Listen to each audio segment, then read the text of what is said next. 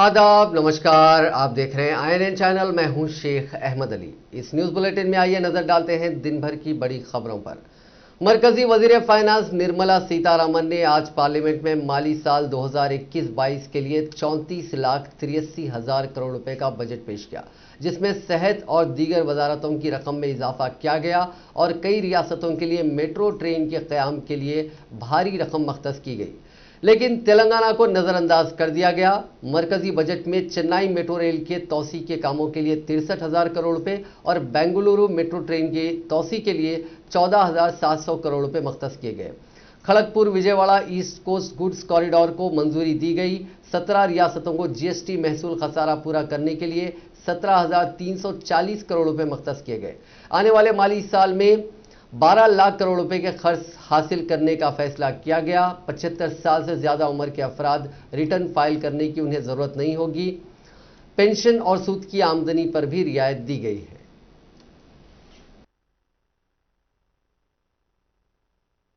I now go to the fourth pillar, reinvigorating human capital. The national education policy announced recently has had good reception. In school education, more than 15,000 schools will be qualitatively strengthened to include all components of the national education policy. They shall emerge as exemplar schools in their regions, hand-holding and mentoring other schools to achieve the ideals of policy. 100 new Sainik schools will be set up in partnership with NGOs, private schools and states. Higher education. In budget 2019-20, I had mentioned about the setting up of a higher education commission in India. We would be introducing the legislation this year to implement the same. It will be an umbrella body having 4 separate vehicles for standard setting, accreditation, regulation and funding. Many of our cities have various institutions, universities and colleges supported by the Government of India. Hyderabad, for example, has about 40 major institutions.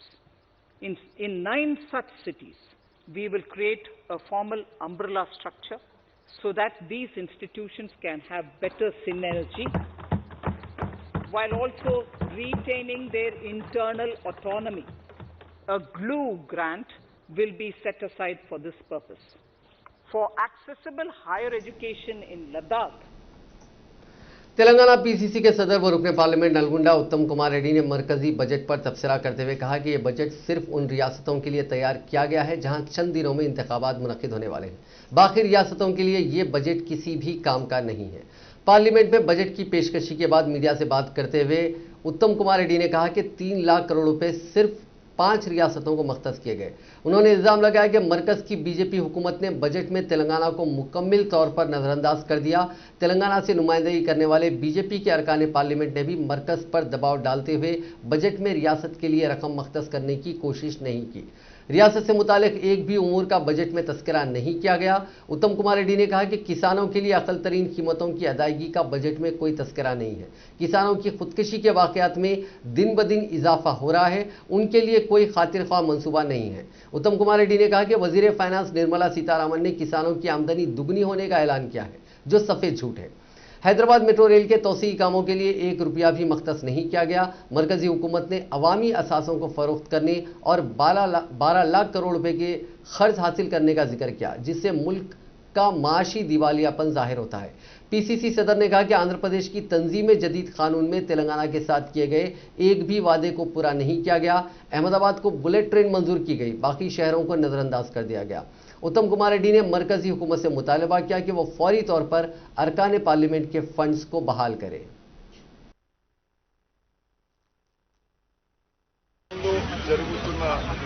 ఎన్నికల బడ్జెట్లో తగ్గితే కేంద్ర ప్రభుత్వం మొత్తం 29 రాష్ట్రాలకు న్యాయం చేస్తుంది। ప్రత్యేకంగా తెలంగాణ రాష్ట్రానికి ఎగ్జిబిషన్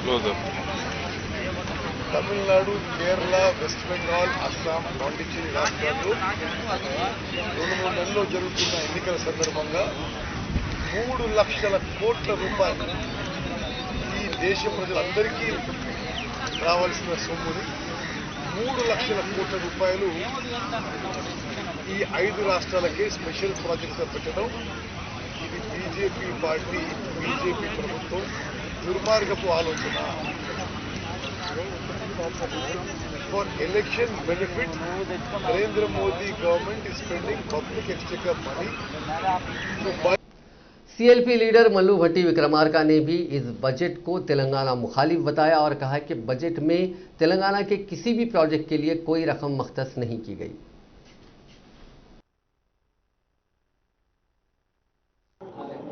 डिसअपॉइंटेड बजट. ये पूरा बजट में आम लोगों के लिए और मिडिल क्लास पीपल के लिए और गरीब लोगों के लिए कुछ सोच भी कहीं भी दिख रहा नहीं. ये पूरा बजट सुनने के बाद हमको ये मालूम पड़ रहा ये भारतीय जनता पार्टी पूरा क्रोनी कैपिटलिस्ट के लिए काम कर रहा जैसा है. ये देश में जब बैंक्स को नेशनलाइज करके हर गरीब लोग भी बैंक के पास जा सकते हैं, लोन भी ले सकते बोल के नेशनलाइज करे सो हिस्ट्री है हमको. वैसा नेशनलाइज करे सो बैंकों को आज प्राइवेटाइज करेंगे बोल के 2 बैंक्स को प्राइवेटाइज करेंगे बोल के वो बोल रहा है. ये बहुत गलत है. वैसी इंश्योरेंस कंपनीज को भी फॉरेन डायरेक्ट इन्वेस्टमेंट करने के लिए 74% येलो करेंगे बोल के इस बजट में बता रहा. ये और बुरा है, बहुत ही बुरा खतरा भी है देश के लिए. वैसे जब स्टेट बाइफर्केशन होने के टाइम पे तेलंगाना को वोट देने के लिए गवर्नमेंट ऑफ इंडिया पार्लियामेंट में भी बताया था. Railway coach factory Kazipet, Bayyaram steel plant, Girijan university जैसा बहुत बोले सो है. उसके बारे में सोचेंगे बोले तो उसका बारे में एक भी नहीं है. इसके लिए मैं ये बोलना चाहता हूँ ये टीआरएस एमपीज और बीजेपी एमपीज दोनों मिला हुआ है. दोनों पूरा दिल्ली जाके बीजेपी के कौमी नायब सदर DK अरुणा ने भी बजट पर अपना रद्द अमल जाहिर किया. निर्मला सीतारामन जी ने प्रेजेंट किया. कोविड के समय में पूरा जो आर्थिक स्थिति बहुत ही पीछे चले गए. नॉट ओनली मतलब हमारे देश में ही नहीं, पूरा वर्ल्ड में पूरा तो जो फाइनेंशियली स्ट्रांग है सो कंट्रीज भी आज पूरा कोविड के वजह से सब जगह बहुत सारे नुकसान हुआ. हर कंट्री में कोविड की वजह से फाइनेंशियली बहुत ही इफेक्ट हुआ सब कंट्रीज में. वैसे हमारे कंट्री भारत भी इफेक्ट होने के बावजूद भी इसको निभाने में, ये फाइनेंशियल क्रिटिकल स्टेज में उसको संभालने में सेंट्रल गवर्नमेंट में बहुत आत्मनिर्भर भारत के थ्रू पूरा सबको एक भरोसा दिया देश में. और आज जो भारत को पूरे वर्ल्ड के इतने जाने माने कंट्रियों के आगे ठहराने के लिए जो कोशिश किए जा रही है नरेंद्र मोदी जी ने, भारत को नंबर 1 ठहराना है. ये फाइनेंशियली इस कंट्री को नंबर 1 कंट्री बनाने के लिए जो कोशिश किए जा रही है, उस कोशिश ये बजट में बहुत ही क्लियरली अपने को दिखाई दे रही है. एजुकेशन के बारे में होने दो या हेल्थ के बारे में होने दो या फार्मर्स के बारे में होने दो और या इंफ्रास्ट्रक्चर और इन्वेस्टमेंट्स और इंडिविजुअल सबके बारे में इसमें पूरा सबके बारे में सोच के बजट रखा गया है. सो ये बजट तेलंगाना भर में आज से तालीमी इदारे खोले गए, जिसमें 9वीं के साथ साथ आगे की जमातों का कोविड-19 के एहतियाती इक़दाम के साथ आगाज हुआ। क्लासरूम्स में तुलबा के दरमियान समाजी फासले को यकीनी बनाने के लिए एक तालिब इल्म को एक बेंच पर बिठाया गया और 2 तुलबा के दरमियान 6 फीट का फासला रखा गया। बाद स्कूल्स ने एक कदम आगे बढ़ते हुए बेंचेस पर निशान लगा दिया और तुलबा को हिदायत दी गई कि मुकर्ररा मकाम पर ही वो बैठे। रियासती हुकूमत की जानिब से किए गए फैसले के मुताबिक स्कूल्स में हाजिर होने के ख्वाहिशमंद तुलबा ने अपने वालिदैन से रजामंदी का तहरीरी मकतूब हासिल करते हुए स्कूल्स में दाखिल किया। कोविड की वबा की वजह से मार्च 2020 से तमाम तालीमी इदारों को बंद कर दिया गया था। कोविड-19 के एहतियाती इक़दाम के तौर पर तुलबा की जांच थर्मल गन्स के साथ करवाने के साथ साथ स्कूल्स और कॉलेजेस में दाखिले से कबल उनके हाथों को जरासीम से पाक बनाया गया। रियासती हुकूमत ने पहले ही स्कूल्स को हिदायत दी है कि वो ताज़ा तौर पर चावल और दीगर अशिया जिनकी पकवान की ज़रूरत होती है हासिल करते हुए दोपहर का खाना फराहम करें। इसी तरह के इंतजाम रियासत भर के जूनियर कॉलेजेस में किए गए। कॉलेजेस के तुलबा की तादाद की बुनियाद पर इंतजामिया ने तुलबा की क्लासेस की जमराबंदी की। बास कॉलेजेस में साल अव्वल के लिए एक दिन और साल दुवम के लिए दूसरे दिन क्लासेस का अहतमाम किया गया। कॉलेजेस में अलग थलग कमरों का भी इंतजाम किया गया है।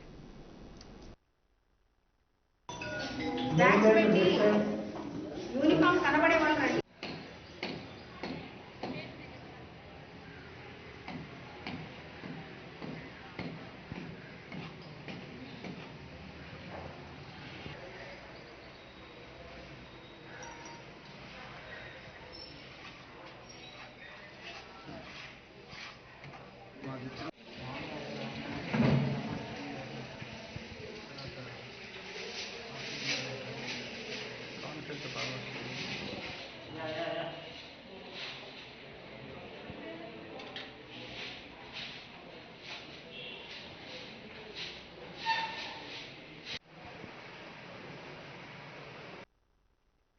గుడ్ మార్నింగ్ అండి. ఈరోజు ఫిబ్రవరి 1, 2021 చాలా కాలం అంటే 10 నెలల తర్వాత స్కూల్ ఓపెన్ చేయడము చాలా సంతోషంగా ఉంది. మాకే కాదు పిల్లలకు కూడా చాలా సంతోషంగా ఉంది. వాళ్ళలో ఉత్సాహం కలిగించడానికి మేము ఈ విధంగా వాళ్ళకి వెల్కమింగ్ కూడా చేశాము. తర్వాత ప్రభుత్వం ఏ విధంగానైతే మాకు సూచనలు ఇచ్చారో ఆ సూచనలన్నీ పాటిస్తూ మేము ప్రభుత్వ పాఠశాలని ఓపెన్ చేయడం జరిగింది. ఇక్కడ శానిటైజర్స్ చేసి తర్వాత వాళ్ళకి టెంపరేచర్ కూడా గుర్తించి 37 కంటే ఎక్కువ ఉంటే వాళ్ళని ఐసోలేషన్ రూమ్స్కి పంపించి ఈ విధంగా మేము మొదలు పెట్టడం జరిగింది.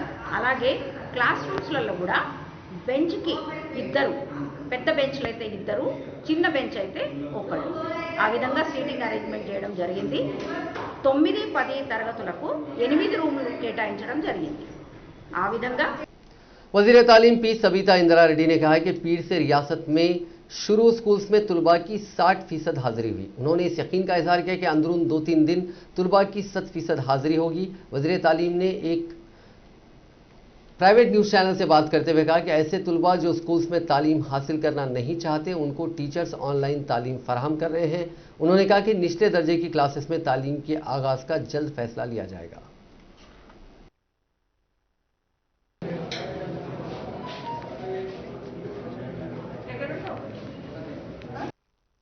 కేసీఆర్ గారి ఆదేశంతో ఈరోజు రాష్ట్ర వ్యాప్తంగా తెలంగాణ రాష్ట్రంలో 9th, 10th నుండి అబో క్లాసెస్ అన్ని కూడా ఈరోజు స్టార్ట్ చేయడం జరిగింది.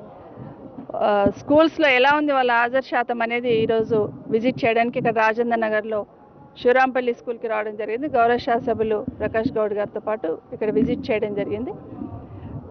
పేరెంట్స్ ఇచ్చిన అనుమతి పత్రాలతో పాటు ఎంతమంది అటెండ్ అయ్యిందని చూస్తున్నప్పుడు ఇచ్చిన అనుమతి పత్రాల కన్నా ఎక్కువ మంది ఈరోజు అటెండ్ కావడం జరిగింది. వాళ్ళందరికీ కూడా కోవిడ్ నామ్స్ పాటిస్తూ జాగ్రత్తలు తీసుకోమని చెప్పడం జరిగింది. అదేవిధంగా ఈరోజు స్కూల్లో కూడా ఏర్పాటు చేయడం జరిగింది. గౌరవ ముఖ్యమంత్రి గారి ఆదేశంతో గౌరవ కలెక్టర్స్ ఆధ్వర్యంలో కమిటీ వేయడం జరిగింది. జిల్లా మంత్రులు కానీ గౌరవ శాసనసభ్యులు కానీ అందరూ కూడా ఇన్వాల్వ్ అయ్యి ఎక్కడ వాళ్ళు అక్కడ జాగ్రత్తలు తీసుకొని స్కూల్స్కి వస్తున్న పిల్లల పట్ల జాగ్రత్తలు తీసుకుంటూ విద్య బోధించాలనే ఆలోచనలో ఈరోజు కార్యక్రమాలు స్టార్ట్ చేయడం జరిగింది.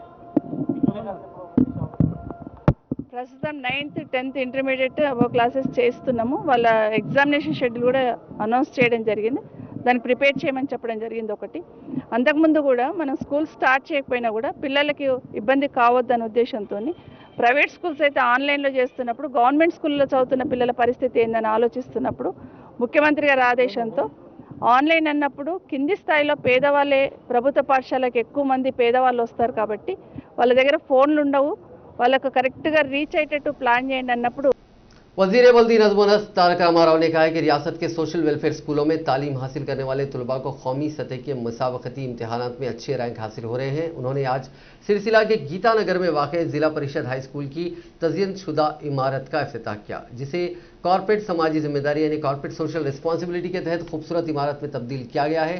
स्कूल में मुनक़िदा तकरीब से खिताब करते हुए KTR ने कहा कि तलबा के लिए जितना भी किया जाए कम साबित होगा। उन्होंने कहा कि इस स्कूल की इमारत कॉर्पोरेट तर्ज की इमारत में तब्दील की गई है, जिसकी वजह से रियासत भर में सिलसिला के इस स्कूल को एक मुनफरिद शिनाख्त हासिल हुई।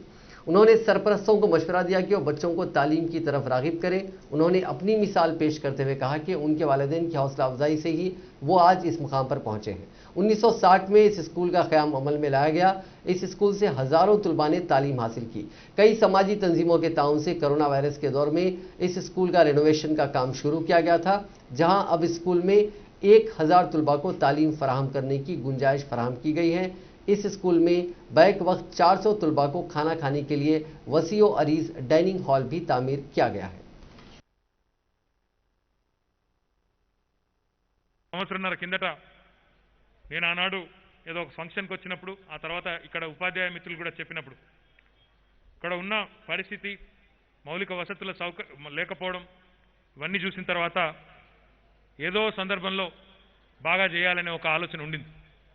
అనుకోకుండా ఈ కరోనా మహమ్మారి రావడం, మొత్తం అన్ని విద్యా సంస్థలు మూతపడడం, దాంతో పెద్దలు చెప్తారు ఇప్పుడు every adversity also presents an opportunity. అంటే ఒక ఇంతకుముందు చెడులో మంచి వెతుక్కోమని చెప్పారు, అదే పద్ధతిలో ప్రపంచం మొత్తం ఈ మహమ్మారి వల్ల బాధపడుతున్నప్పటికీ దీనిలోంచి కూడా ఏదైనా మంచి తీసుకోవచ్చు అన్న ఆలోచనతో మనం పూర్తి స్థాయిలో దీన్ని పునర్నిర్మాణం చేస్తే ఎట్లా ఉంటుందని చెప్పి మా తమ్ముడు సంకేత్ కొండూరి గివ్ తెలంగాణ సంబంధించి వారితో కలిసి దీనికి రూపకల్పన చేయడం జరిగింది. చేసిన తర్వాత దాదాపు ఒక 3.5-4 కోట్ల రూపాయలు అవసరం పడతాయి. మరి ప్రభుత్వ నిధులతో ఇదే పని చేస్తే, ప్రభుత్వ నిధులు అన్నప్పుడు జనరల్గా ఏంటంటే మళ్ళీ కాంట్రాక్టు, ఆ తర్వాత దానిలో అన్ని రకాల టైం లేట్ కావడం, ఇంకా రకరకాల కార్యక్రమాలు జరుగుతాయి. అట్లా కాకుండా वज़ीर दाखिला मोहम्मद महमूद अली ने कहा है कि तेलंगाना में दीगर रियासतों के मुकाबले बहुत कम सड़क हादसात होते हैं, क्योंकि तेलंगाना हुकूमत ट्रैफिक मामलों में काफ़ी संजीदा है और इसके फ़रोग़ के लिए मुसलसिल काम कर रही है। इन ख्यालात का इज़हार रियासती वज़ीर दाखिला मोहम्मद महमूद अली ने सरूनगर इंडोर स्टेडियम में रच्चाकुंडा पुलिस कमिश्नरेट की जानिब से मुनक़िदा रोड सेफ्टी प्रोग्राम में किया। उन्होंने कहा कि सड़क हादसात की बुनियादी वजूहात तेज़ रफ्तारी, शराब पीकर गाड़ी चलाना, रॉन्ग साइड गाड़ी चलाना, सेलफोन पर बात करते हुए गाड़ी चलाना, बगैर हेलमेट के ड्राइविंग, सीट बेल्ट के बगैर ड्राइविंग, ट्रिपल राइडिंग, ओवरलोड और सिग्नल तोड़कर गाड़ी चलाना है।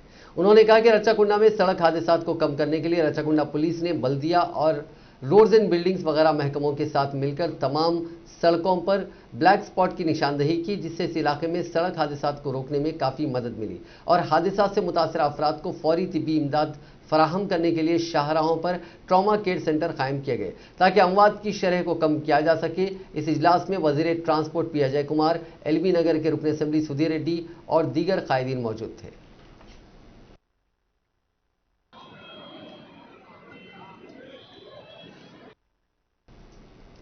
वज़ीर क़बायली बहबूद सत्यवती राठौर ने कहा है कि बीजेपी के कायदीन राम के नाम पर शैतानी काम कर रहे हैं। उन्होंने कहा कि राम की हर कोई पूजा करता है और राम मंदिर की तामीर के खिलाफ कोई भी नहीं है। उन्होंने कहा कि चीफ मिनिस्टर चंद्रशेखर राव से अजीम कोई भी हिंदू नहीं है, क्योंकि मुल्क में कोई भी चीफ मिनिस्टर इतने यज्ञम और हौनम नहीं करते हैं जितने KCR करते हैं। उन्होंने कहा कि बीजेपी के कायदीन हमले करते हुए जेल रवाना होकर अवामी हमदर्दी हासिल करने की कोशिश कर रहे हैं ताकि आने वाले ग्रेटर वरंगल म्यूनसिपल कॉरपोरेशन के इंतखाबात में सियासी मफाद हासिल किया जा सके।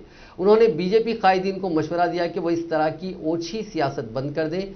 सत्यवती राठौर ने कहा कि TRS रुकन असेंबली धर्मा रेड्डी ने राम मंदिर के फंड के ताल्लुक से जो सवालात किए हैं उनमें कोई गलती नहीं है। वजीर सत्यवती राठौर ने कहा कि अयोध्या में राम मंदिर की तामीर करने वाली तंजीमें विश्व हिंदू परिषद और आरएसएस है। ये लोग आपके पास आएंगे, हर शख्स अपने घर से कम ₹1 चंदा दे। माली ताकत रखने वाले 1 करोड़ भी दे सकते हैं। हम चंदे की वसूली के मुखालिफ नहीं हैं, लेकिन बीजेपी के कारकुन एक ड्यूटी की तरह खंडवे पहनकर चंदे वसूल कर रहे हैं। इस बात पर रुकने असेंबली धर्मा रेड्डी ने एतराज किया था। सत्यवती राठौर ने कहा कि हम भी एहतियात दे रहे हैं, आप भी एहतियात दें। चंदा वसूल करने वालों का रवैया इस तरह होना चाहिए, लेकिन बीजेपी के कायदीन हमलों पर उतर आए हैं।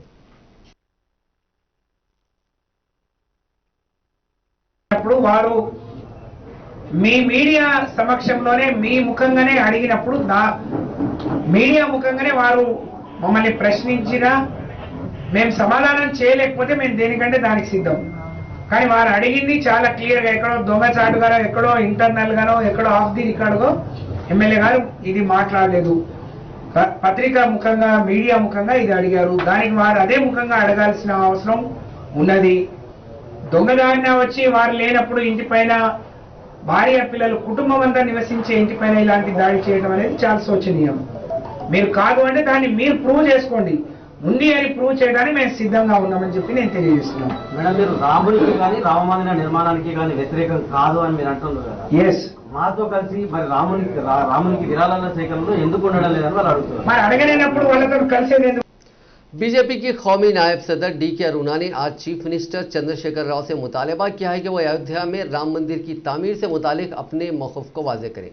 मीडिया से बात करते हुए डी.के. अरुणा ने कहा कि रियासत में बीजेपी और दीगर तंजीमों की जानिब से राम मंदिर की तामीर के लिए इकट्ठा किए जाने वाले अतिये की मुहिम के दौरान वक्फे से टीआरएस कायदीन बिलखुसूस अरकान असम्बली के रिमार्क्स से ऐसा महसूस होता है कि केसीआर राम मंदिर की तामीर की ख्वाहिश नहीं रखते।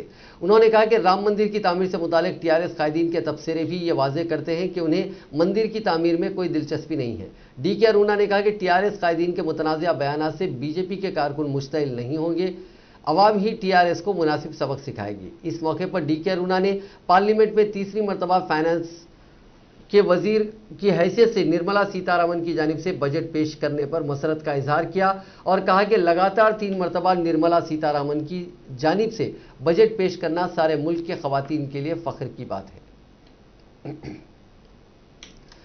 तेलंगाना बीजेपी के रुकने असेंबली राजा सिंह को यादाद्री भुवनगिर जिले के बीबी नगर में पुलिस ने हिरासत में ले लिया। गोशा महल हल्के की नुमाइंदगी करने वाले बीजेपी के रुकने असेंबली अयोध्या में तामीर की जाने वाली राम मंदिर पर हुक्मरान जमात टीआरएस के रुकने असेंबली सी धर्मा रेड्डी के रिमार्क्स के खिलाफ एहतजाज करने के लिए वरंगल जिला जा रहे थे। राजा सिंह को बीबी नगर के करीब रोक दिया गया और उनको पोचमपल्ली पुलिस स्टेशन मुंतकिल कर दिया गया। इस मौके पर पुलिस स्टेशन के करीब हल्की कशीदगी देखी गई, क्योंकि उनके हामियों और बीजेपी के कारकुनों ने उनको रिहा करने का मुतालबा करते हुए एहतजाज किया।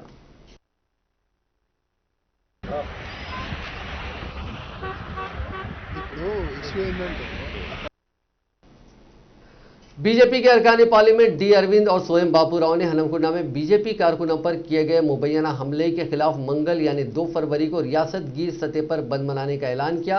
दिल्ली में मीडिया से बात करते हुए निजामाबाद के रुकने पार्लियामेंट अरविंद ने कहा कि तेलंगाना में बरसर इख्तिदार जमात टीआरएस की जानिब से आए दिन बीजेपी कारकुनों पर हमले के वाकयात में इजाफा हो रहा है। उन्होंने कहा कि बीजेपी कायदीन और कारकुनों के अलावा बीजेपी के दफातर पर होने वाले हमलों के खिलाफ मंगल को रियासत गिर बंद मनाया जाएगा। आज इस सिलसिले में बीजेपी के रुकने असेंबली रघुनंदन राव ने भी मीडिया से बात की।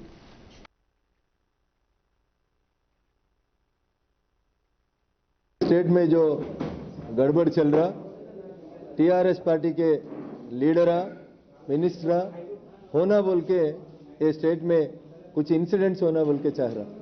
मैं ये विनती करना चाह रहा हूँ, जो एमएलए राम राज्य के खिलाफ में, राम मंदिर निर्माण के खिलाफ में जो लोग बात कर रहा, उन लोगों को ये बात समझाने के लिए मैं कोशिश कर रहा हूँ। जिस दिन रामायण लिखा, उस दिन रामायण में एक चैप्टर में लिखा था, अगर रामदंडो आगे चले तो क्या होता, वो चैप्टर में लिखा हुआ है। एक आदमी लंका में क्या हो रहा देखने के लिए रामदंडो से निकले तो लंका का जल कैसा हुआ उन लोगों को मालूम रहना। तुम लोग बीजेपी से नहीं लड़ रहा, ये प्रोग्राम बीजेपी का प्रोग्राम नहीं है। ये प्रोग्राम राम जन्मभूमि तीर्थ क्षेत्र ट्रस्ट के हिसाब से हो रहा। उसको एक चेयरमैन है विद्यासागर राव, उसके एक सेक्रेटरी है रमेश जी बोल के। अगर आपको अकाउंट्स में कुछ तकलीफ है तो हम ये चैलेंज कर रहे, भद्राचलम में जहां राम चला, राम का पादों का मार्क्स है, और राम मंदिर में आइए, वो विद्यासागर जी आके आपको हिसाब किताब बताएगा। अगर आप लोग ये स्टेट में कुछ हिंसा जलना बोल के चाहे तो रामदंडो आगे बढ़े तो क्या होता आप लोगों को मैं दूसरी तरफ से समझाने के लिए इच्छा मेरे को नहीं है, मगर if you want to see Kishkindha Kanda जरूर Ramdando is ready for Kishkindha Kanda. वो वरंगल होने दीजिए, वो कोरुटला होने दीजिए, जगित्याला होने दीजिए, मैं हैदराबाद में भी। दुनिया भर में कोरोना वायरस से मुतासरीन की तादाद आज 10,36,07,217 हो गई, जबकि इस मोजी वायरस से अब तक 22,39,494 लोगों की मौत हो गई। हिंदुस्तान में कोविड-19 के मुतासरीन का आंकड़ा 1,07,57,610 हो गया, जबकि 1,54,392 अफराद हलाक हो चुके हैं। तेलंगाना में मुतासरीन की तादाद 2,94,587 हो गई है और 1,601 अफराद हलाक हो चुके हैं। तेलंगाना में पिछले 24 घंटों में 118 नए केसेस दर्ज हुए हैं और 2 मरीजों की मौत हुई है। रियासत में फिलहाल 2092 कोविड-19 मरीजों का इलाज चल रहा है।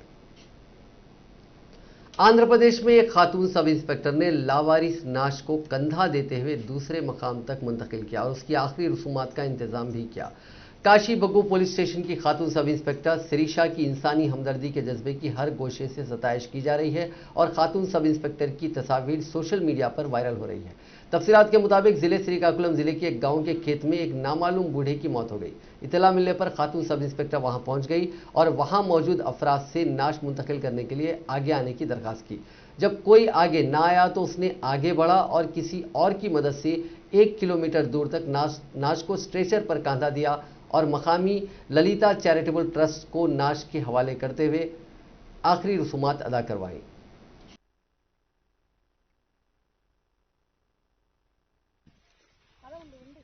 మేడం ఇచ్చిండు మేడం గారు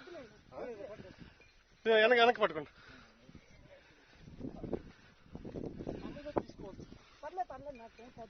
బాబు కొంచెం తీసుకో బాబు ఇచ్చండి మేడం గారు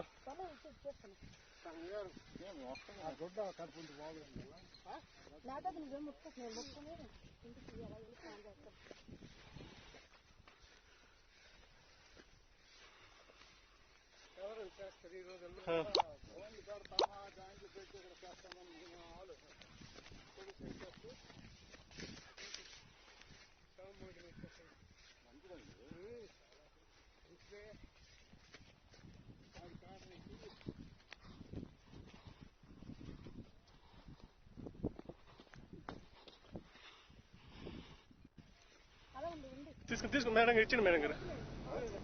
हैदराबाद में पेश आए सड़क हादसे में 4 अफराद जख्मी हो गए। यह हादसा पीर की सुबह तेलंगाना स्टेट पुलिस एकेडमी के करीब आउटर रिंग रोड पर उस वक्त पेश आया जब कार और लॉरी का तसादुम हो गया। ये कार शमशाबाद से गच्चीबौली की सिम जा रही थी। राहगीरों ने इस हादसे की इतला पुलिस को दी और जख्मियों को बचाया। इतला मिलते ही पुलिस वहां पहुंची, जिसने इस सिलसिले में एक मामला दर्ज करके जांच शुरू कर दी।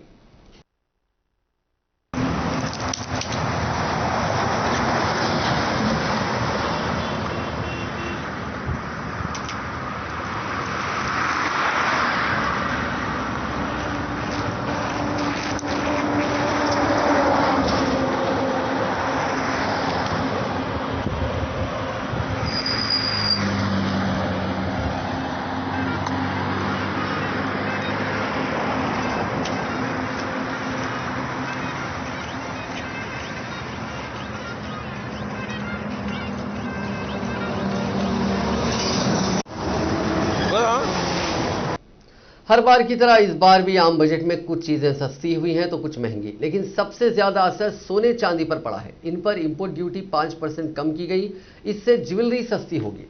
पीर की सुबह तक MCX यानी मल्टी कमोडिटी एक्सचेंज में सोने की कीमत फी 10 ग्राम यानी 1 तोला 49,096 रुपए थी। बजट में ड्यूटी घटाने के बाद ये 47,200 रुपए हो गई, यानी सोना 1896 रुपए 1896 रुपीज सस्ता हुआ है। इसी तरह चांदी की कीमत सुबह पहले फी किलो 74,400 रुपए थी। इंपोर्ट ड्यूटी कम करने के बाद अब ये 72,500 रुपए हो गई, यानी चांदी 1,900 रुपए सस्ती हो गई। हालांकि ऐसा बहुत सारी चीजें नहीं हैं जिन पर असर पड़ा हो, जैसा कि बहुत पहले हुआ करता था। जुमला 18 प्रोडक्ट्स महंगे हुए हैं और महज 8 सामान सस्ते हुए हैं। दरअसल 3 साल पहले आए GST ने सामानों और सर्विसेज को महंगा सस्ता करने की ताकत बजट से छीन ली है। अब 90% चीज़ों की कीमत GST तय करती है, लेकिन बैरून मुल्क से मंगाई जाने वाली चीज़ों पर इंपोर्ट ड्यूटी का असर रहता है और इसका ऐलान बजट में ही किया जाता है। इसीलिए पेट्रोल, डीजल, एलपीजी, सीएनजी और इंपोर्टेड प्रोडक्ट्स जैसे शराब, लेदर, सोना चांदी, इलेक्ट्रॉनिक प्रोडक्ट्स, मोबाइल, केमिकल गाड़ियां जैसी चीज़ों की कीमत पर बजट के ऐलानात का असर पड़ता है। इन पर ही हुकूमत इंपोर्ट ड्यूटी बढ़ाती या घटाती है। इस बजट में भी वजीर फाइनेंस ने यही किया है। नाज़रीन, इस न्यूज़ बुलेटिन में बस इतना ही। देखते रहिए INN चैनल।